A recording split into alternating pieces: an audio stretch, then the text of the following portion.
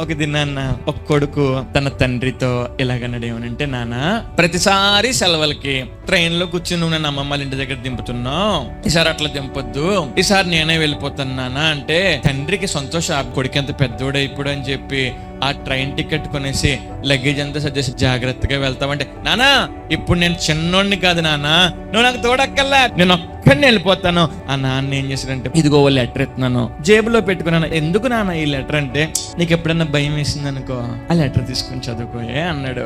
సర్లే నాన్న బాధపడలేక పెట్టుకున్నాడు. ట్రైన్ వెళ్ళిపోతుంది. కాసేపు నాకు లగేజ్ పెట్టుకుని ఇలా కూర్చుంటే తోటి ప్రయాణికులు ఉంటారు కదా, ప్రయాణికుల్లో ఒకడు అడిగాడంట, నువ్వు ఒక్కడవే ప్రయాణం చేస్తున్నావు, మీ అమ్మ నాన్న రాలేదంటే ఆడన్నాడంట. రాలేదు అంకుల్ అన్నాడంట. ఎందుకు రాలేదురా అంటే, నేను ఒక్కడనే వెళ్ళిపోతాను అంకుల్ అంటే, నీకేమన్నా పిచ్చా, ట్రైన్లో కిడ్నాప్ చేసేవాళ్ళు ఉంటారు అన్నాడంట. వాళ్ళు వచ్చి కిడ్నాప్ చేసి కళ్ళు గుడ్లు పీకెత్తారు అన్నాడు. ఆడికి ఇంకా భయం పట్టేసుకుంది. చెమటలు కక్కేస్తున్నాడు. చెమటలు కక్కేస్తా ఉంటే నాన్న చెప్పిన మాట గుర్తొచ్చింది. ఏమనంటే, భయం అయితే జేబులో లెటర్ పెట్టాను కదా, తీసి చదువుకో అన్నాడు. జాగ్రత్తగా లెటర్ తీసుకున్నాడు. ఇలా తీసి చదివితే ఆ లెటర్లో ఏమనుందంటే, చిన్న భయపడకో, నేను నీ వెనక భోగిలోనే ఉన్నాను అన్నాడు నాన్న.